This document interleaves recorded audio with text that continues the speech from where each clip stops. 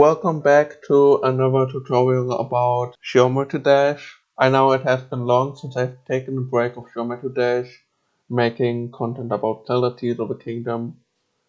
But yeah, I'm returning even though I'm actually planning to stream Zelda Tears of the Kingdom on my Twitch channel.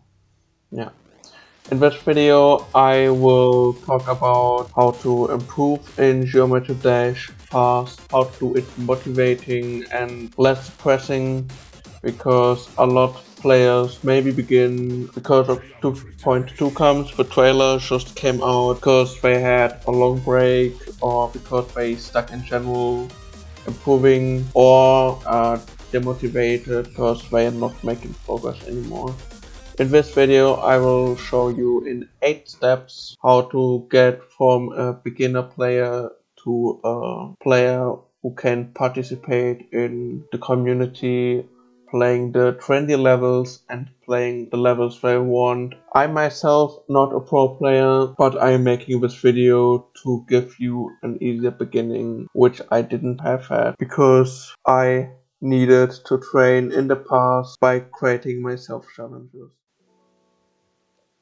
So, step 1 is play rated, easy and normal levels online.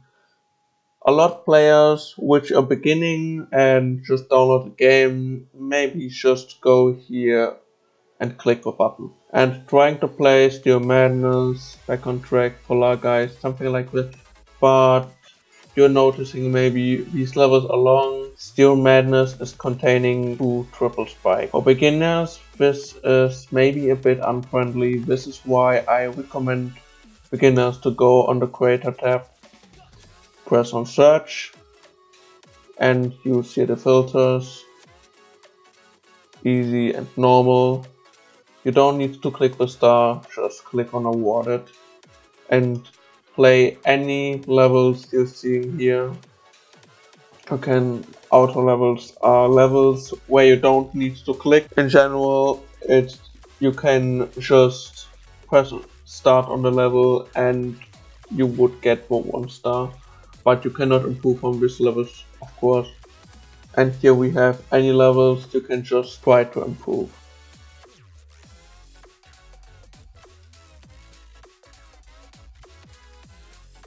And here you see gravitation already. A lot of beginners would struggle with gravitation, but you're actually learning it in this level with with much more freedom. Wave, you can also freely wave here. This is, as I said, a much easier way. The easies and normals have lower difficulty than the easies and normals in the main levels. This is why I recommend you to just play the easies and normals in the online section, because today's standards for easies and normals have developed and online it's just easier than in the main levels. The next step is going from easies and normals to hard levels, which are also in the water section. I guess after like 1 week you are done with training with the easies and the normal levels. It might get boring already. You want a new challenge. Why you don't get one difficulty harder? So we search for hard levels at this difficulty. I would focus first on the 4-star levels. You should also look whether your device can handle it or not, and should know that, or if you have a low-end device, that you probably need to pick the low detail mode I'm showing you after completing the level.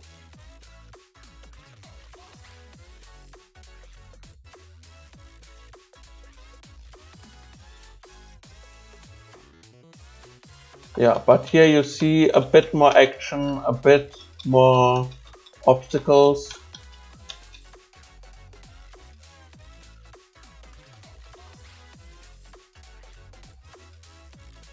Oh, yeah. So here you're seeing plus symbol. This means that it's not for low-end devices. Means if you have still a Samsung Galaxy S5, yeah, you definitely need to pick low detail mode for every level. I can also say myself that it's actually enough already to have a Samsung Galaxy S9 if we talk about the Samsung series in order to enjoy 2.1, but if 2.2 is coming out, it might be better to have a more up-to-date phone if you're a mobile player. If you're done with the 4-star levels, you can of course play one of the 5-star levels, having a bit harder difficulty, but it will still be challenging and fun for you, and a little step higher in order to improve. While you're playing the hearts, you can already go in the main level section and trying, because you've played already normal and easy levels in the online level sections, and because you've played it, you got already the first experiences in playing. This way, levels like Steel Madness, Back on Track, and Polar Guys, and any other of the first levels shouldn't be a big deal for you anymore to practice this at least. You will see also that you will maybe, if you have tried it before, it would maybe need you less attempts in order to complete them in practice. Maybe you say even that you wanna make one of the levels a normal mode already. Step 3 is to play 10 main levels. You can over the time just decide by yourself if you wanna play more. If you're done with playing with the 5 stars, you can actually begin to play 10 of any main level you want here. To go a bit more in depth, I have made here a list, as you can see, like what main levels there are in 2.1, and you see here that I did color the levels. The underlined or the greens is where I say you should play them. The underlined are that I recommend you to play them. Here you see also a yellow one, Finger Dash. I recommend you, but it's up to you. It's just a recommendation because it's the most up-to-date level in 2.1. The yellow means that here you can decide by yourself what of the levels you want to play. I guess I have underlined at 9 levels. Okay, and now you're asking what are the red ones. Club Step, Terror of Everything's 2 and Deadlocked is obvious for every player why it don't recommend it to play to a beginner. Weather Demons. Time Machine and Cycles I don't recommend players because of triple spike. To show it, if you click here on Time Machine and if you have struggled with Zero Madness, here triple spike, yeah. And the level has actually some triple spikes like here already.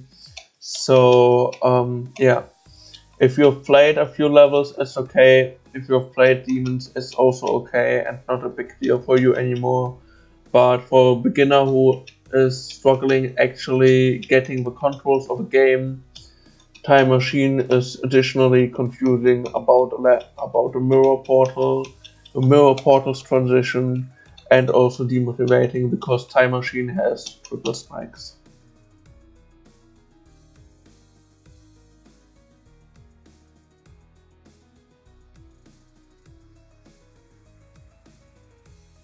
But actually, as you see, the level is pretty easy. It only has the fact that there are a lot of triple spikes. Yeah, after you have played 10 levels, or maybe you have done more, you can go back to the creating and search section to play the harder level. Here we go already. You remember where you started in step 1, playing the easies and normals. The more stars, the more difficult it is. So I recommend you with starting maybe with 6 stars and then going for a 7-star level. But here at 6-star you see already that it's a bit harder. Like you have to take action a lot more than actually on the hard levels.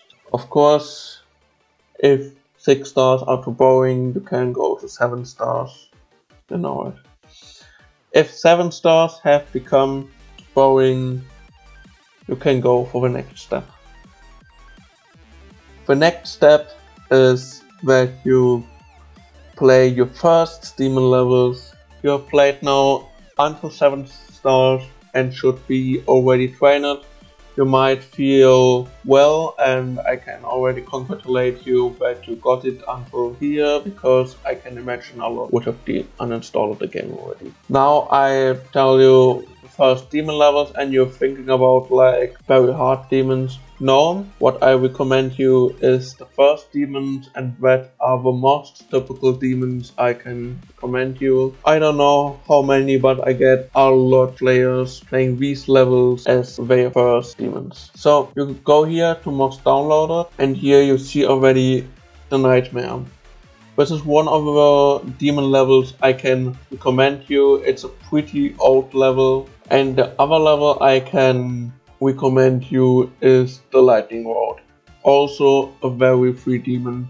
By today's standards, I would say it's maximum 6 stars, not harder. This is why I recommended you earlier to play the 7 stars levels, because these levels are, in my opinion, maximum 6 stars. So I guess you can beat them freely.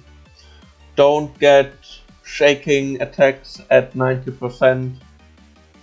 It's rated as a demon, but in fact it's actually very easy for a demon by today's standards. So now you did your first demon level, now you have done harder, you maybe have done more main levels. It's all up to you if you do more main levels or not, if you go for the secret coins, everything up to you. But now we are here at step 6, complete 10 map packs and 5 gauntlets. For the map packs I can tell you at the first page there are of course a lot easier packs, and the far you go the less easier it goes. I recommend you to look also on the demon pack, because if you have done the previous step with a Nightmare and Lightning Rod, you see it's in the demon pack for completing one pack, and I would also count it as completing one pack is if you just beat Crescendo. Why I would count it is because it would be another demon and another challenge you would take in order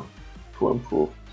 And here you also go, if you complete a demon pack, you get 10 stars and 2 secret coins instead of 2 stars and 1 secret coin, for example. Only the demon packs contain 2 secret coins as a reward. About the gauntlets, I can recommend you to beat the fire gauntlet and the ice gauntlet. The poison gauntlet I don't personally like because of generation redraw. It contains a boss fight which is, in my opinion, bad executed.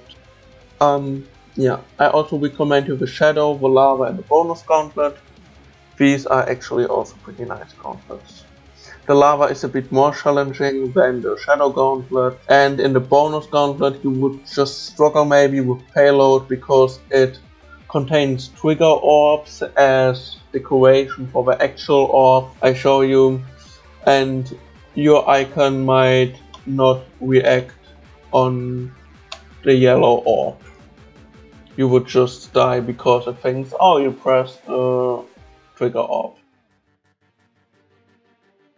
I also recommend you the Spike Gauntlet and the Time Gauntlet. I'm just mentioning, if you complete the Chaos Gauntlet, you unlock the Demon Gauntlet and get also story-wise 1 step closer. The next step is to play 3 demons. 3 demons are demons which are easier than usual, easy demons.